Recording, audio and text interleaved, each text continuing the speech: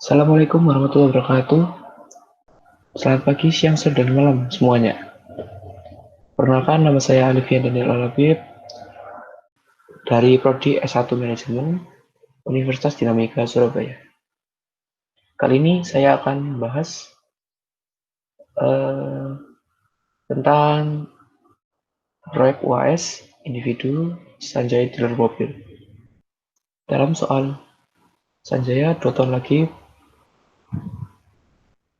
purna tugas pada Departemen TNI AU bulan Maret 2020 membuat usaha dealer mobil bernama Sanjaya Mobil. Nah, pada tanggal 1 Maret, Sanjaya mendirikan dealer mobil dengan menyetor nominal pribadinya dengan perusahaan sebesar 45.000.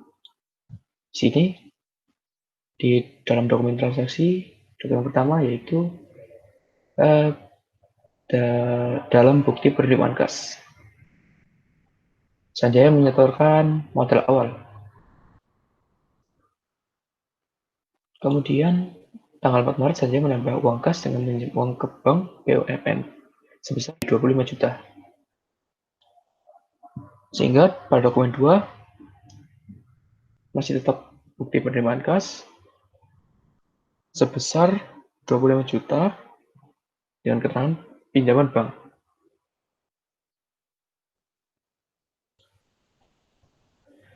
Kemudian tanggal 6 Maret, dealer Sanjaya membeli perlengkapan dealer sebesar 7 juta secara tunai. Perlengkapan dealer. Sehingga pada dokumen nomor 3 ada pengeluaran kas. Pengeluaran kas sebesar 7 juta rupiah dengan keterangan pembelian perlengkapan dealer.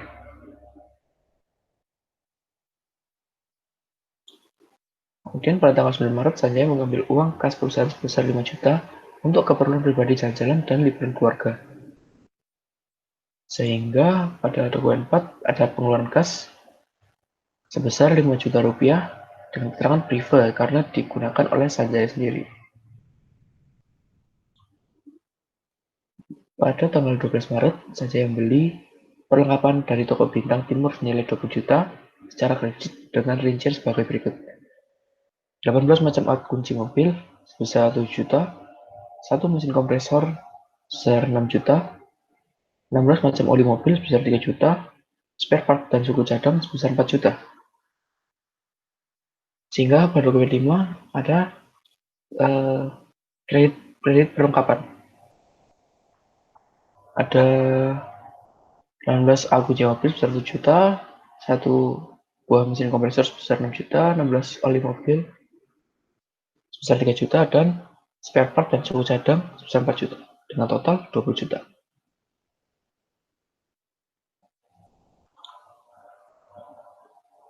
Kemudian, dealer Sanjaya menerima pendapatan jasa servis terhadap otomotif sebesar 50 juta rupiah dari customer baru.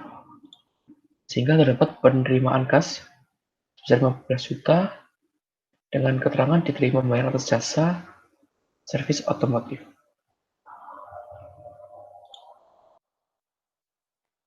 Kemudian pada tanggal 17 Maret, Sanjaya membayar sebagian hutang pada toko Bintang Timur sebesar 9.700.000 untuk pembelian kredit pada 12 Maret lalu. Sehingga ada pengeluaran kas sini untuk pembayaran hutang atas toko Bintang Timur pada dokumen 5 ini.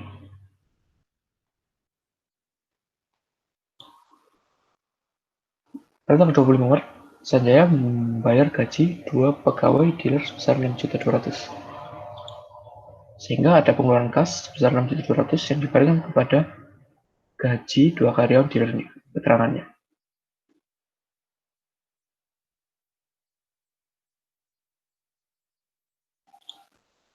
Ya, pada tanggal 26 Maret, dealer Sanjaya melakukan jasa perbaikan mobil sebesar 11 juta dan pembayaran akan diterima 1 bulan kemudian.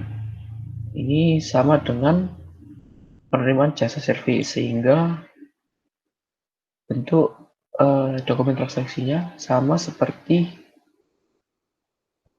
pada dokumen 6. Jika pada tanggal 27 Juni ada perlengkapan dealer yang sudah terpakai sebesar 8 juta, saya tidak masukkan ke dalam dokumen transaksi karena tidak termasuk ke dalam transaksi. Tanggal 27 Maret ini adalah penyusutan atau pemakaian. Jadi tidak saya masukkan dalam dokumen transaksi. Kemudian pada tanggal 29 Maret, tagihan pemakaian listrik PLN dealer Sanjaya sebesar 600.000 dan tagihan PDAM sebesar 120.000. Sehingga di sini saya bisa yang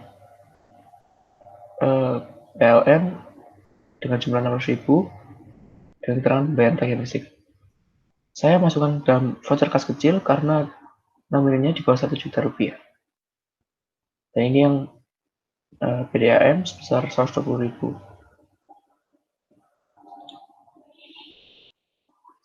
Kemudian pada tanggal 31 Maret, Sanjaya membayar uang sewa ruko sebesar 15 juta rupiah sampai bulan April 2020. Sehingga saya tulis timulan kas sebesar 15 juta dengan keterangan membayar sewa ruko sampai bulan April. Kemudian kita masuk ke jurnal umum.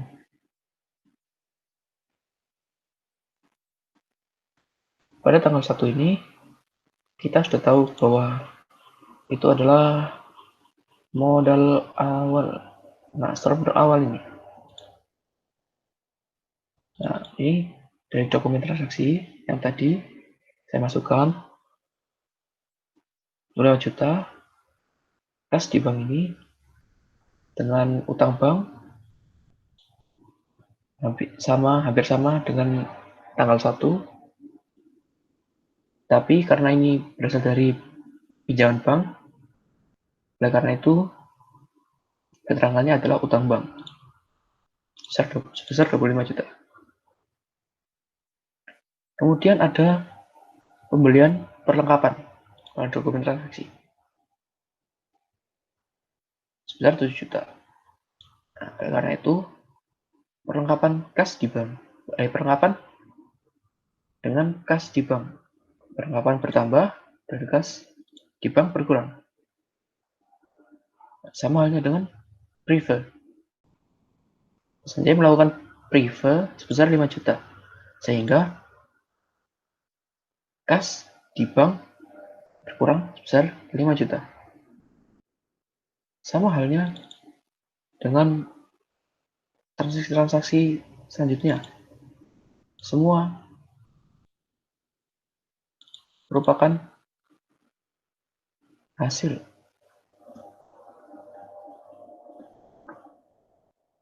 dari link yang ada di dokumen transaksi. Kemudian rekapitulasi.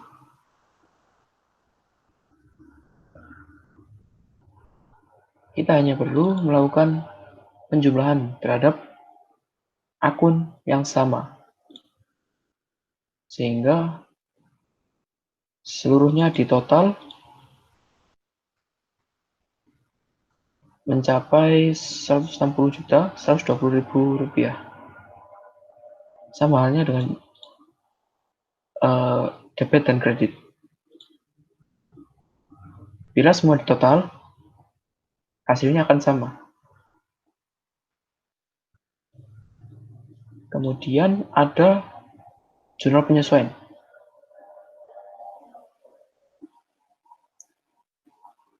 Jurnal penyesuaian ini ada beban perlengkapan dan perlengkapan. Pada jurnal penyesuaian ada beban perlengkapan pada perlengkapan. Dikarenakan ada ini pada tanggal 27 tadi. Saya tulis sendiri dikarenakan tidak termasuk dokumen transaksi. Ada beban perlengkapan sebesar 8 juta pada perlengkapan. Di sini ada beban perlengkapan pada perlengkapannya. Kemudian ada jurnal penyesuaian ini yang beban sewa pada sewa dibayar muka sebesar 7.500.000 dikarenakan yang tadi 15 juta ini dibagi 2 dengan bulan Maret. Nah, ini bulan Maret sampai bulan April. Maret dengan April adalah 2 bulan. Sehingga setelahnya dari 15 juta adalah 7.500.000. Kemudian kita beralih ke buku besar. Di sini hanya berisi ini pada periode Maret, berisi jumlah dari rekapitulasi ini, sehingga kita tinggal link saja, memasukkan misalnya debit dengan debit, kredit dengan kredit, dan dijumlahkan. Semua menggunakan link, sehingga pengerjaan menjadi lebih cepat dan lebih mudah.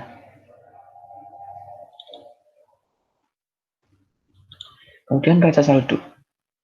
Raca saldo ini kita ambil dari hasil penjualan di buku besar, saldonya.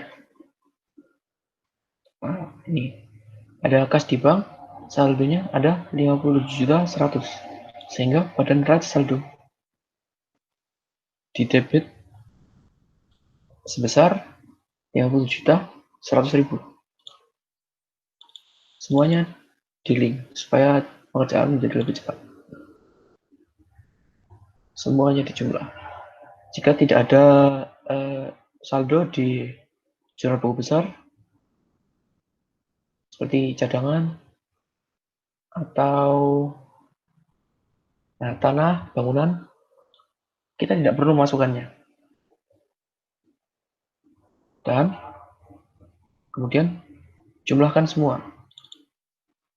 Jumlahkan semua debit dan jumlahkan semua kredit.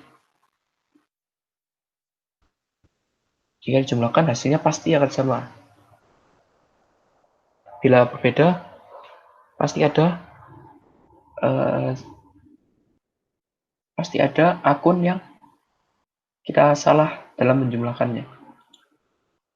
Kemudian ada laporan laba rugi. Nah, di sini ada pendapatan jasa. Kita ambil dari neraca saldo. Pendapatan jasa. Di sini ada pendapatan jasa. Nah, pendapatan jasa sebesar 26 juta. Nah, kita masukkan ke sini. Nih. Kemudian beban-beban. Karena kita menghitung laba rugi, maka kita jumlahkan antara pendapatan jasa dengan beban-beban. Sehingga mempunyai total beban 22 juta dan pendapatan sebesar 26 juta. Jika dijumlahkan, maka akan berjumlah 3.580.000. Nah, ini dengan keterangan laba. Karena lebih besar pendapatan tadi dibandingkan beban. Kemudian ada laporan perubahan modal. Di sini dalam laporan perubahan modal, yang mempengaruhi perubahan modal adalah modal, kemudian pengeluaran dan pendapatan. Sehingga di sini kita masukkan modal Sanjaya Mobil sebesar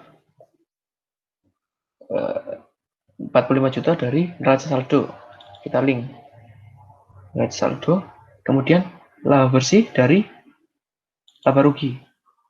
Tadi hasil penjumlahannya, kemudian dijumlahkan hasilnya sebesar 48.580. Kemudian dikurangi oleh pengeluaran, yaitu private Tuan Sanjaya sebesar 5 juta, sehingga dijumlahkan sebesar, maksud saya dijumlahkan itu adalah ini 48.580.000 dikurangi 5 juta, karena di 48 juta adalah total modalnya, kemudian berkurang 5 juta karena diambil oleh Tuan Sanjaya, sehingga jumlahnya modal akhirnya adalah 43.580.000. Sekian penjelasan dari saya, semoga mengerti. Wassalamualaikum warahmatullahi wabarakatuh.